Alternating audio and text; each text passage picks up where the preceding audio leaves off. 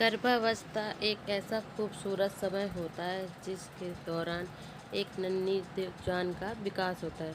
गर्भावस्था का समय लगभग 40 सप्ताह का होता है, जिसकी शुरुआत आपकी आखिरी माहवारी के पहले दिन से होता है। इन 40 सप्ताहों को 3 भागों में यानी ट्राइमेस्टर में बांटा गया है। पहले ट्राइमेस्टर लगभग 13 सप्ताह की होती है, जिसकी संपूर्ण यात्रा आज मैं आपको करवाने जा रही हूँ। इसमें पहले 2 हफ्तों के दौरान वास्तव में आप गर्भवती है ही नहीं होती हैं। पहला हफ्ता जिसमें आपकी माहवारी के दिन गुजर रहे होते हैं, लेकिन अंदरूनी रूप से आपका शरीर गर्भावस्था के शरीर के लिए तैयारी कर रहा होता है।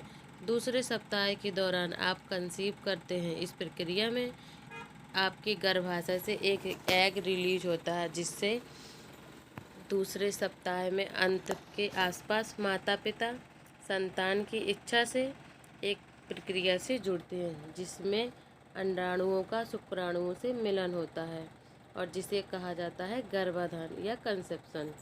इस दौरान पिता के हजारों शुक्राणु में से कोई एक शुक्राणु माँ के फैलोपियन ट्यूब में अंडे से विलीन हो जाता है, जिसे फर्टिलाइजेशन कहा जाता है। आमतौर पर निर्धारण होना बच्चों की आंखों का रंग, बालों का रंग इसी मिलन पर ही तय हो जाती हैं कि बच्चा क्या होगा, लड़का या लड़की, और बच्चे से एक मानव बनने की शुरुआत हो जाती है। इसी अंडाणु में प्राण आते हैं। तीसरे सप्ताह के दौरान वह फर्टिलाइज एग 2 भागों में विभाजित हो जाता है, जिसे प्लास्टोसिस प्रक्रिया कहा जाता है। इसमें एम्ब्रियो के सेल्स अपने आप को 2 समूह में बांट लेते हैं।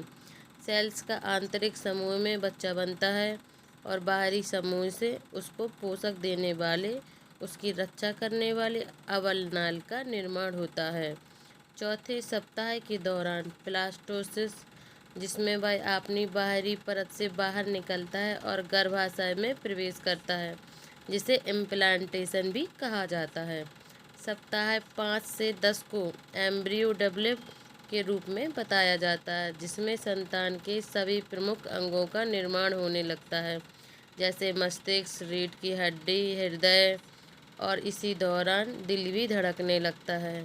प्लेसेंटा का भी निर्माण हो जाता है और गर्भनाल जीवन प्रदान करने लग जाती है। इस समय संतान को जीवन देने के लिए माँ के शरीर से सभी पोषक तत्व और ऑक्सीजन संतान तक पहुँचने लगती है। इसीलिए दूसरे महीने में माँ को विशेष सावधानी रखनी चाहिए और अपना पूरा ख्याल रखना चाहिए। इस समय ही हड्डियाँ और मांसपेशियाँ अपनी पारदर्शी त्वचा के भीतर बढ़ने लग जाती हैं और 10वें सप्ताह के अंत तक एम्ब्रियो बहुत कुछ मानव जैसा दिखने लग जाता है। 5वें हफ्ते से 10वें हफ्ते तक एम्ब्रियोनिक पीरियड कहा जाता है। 10वें सप्ताह के अंत तक संतान की लंबाई करीबन 1.25 इंच हो जाती है और अब वह वैज्ञानिक भाषा से फीटस कहा जाता है। अगले ही कुछ हफ्तों के दौरान यानी कि 11वें से 13वें के सप्ताह के भीतर उनके हाथों और पैरों का निर्माण होने लगता है, उंगलियों का भी निर्माण हो जाता है और वह धीरे धीरे हिलना डुलना भी शुरू कर देते हैं। बच्चे का चेहरा भी अच्छे से दिखने लगता है। माँ को बच्चा भी फील होने लगता है।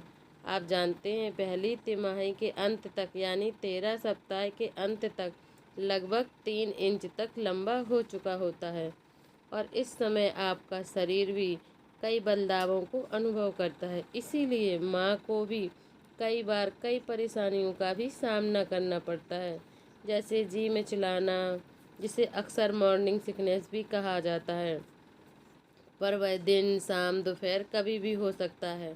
उस समय आपको अपने स्तनों में भारीपन, सूजन, कब्ज की समस्या, वजन कम होना या वजन का बढ़ जाना, कुछ खाद्य पदार्थों का बहुत ज़्यादा आप खाने लग जाते हैं या फिर आप किसी चीज़ों को बिल्कुल खाना ही पसंद नहीं करते हैं, अधिक थकान महसूस होती है, यह सब कुछ हो सकता है।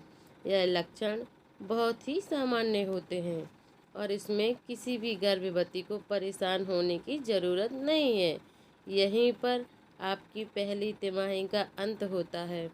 और आपको अगर ये वीडियो अच्छा लगा हो तो एक लाइक और सब्सक्राइब ज़रूर करें।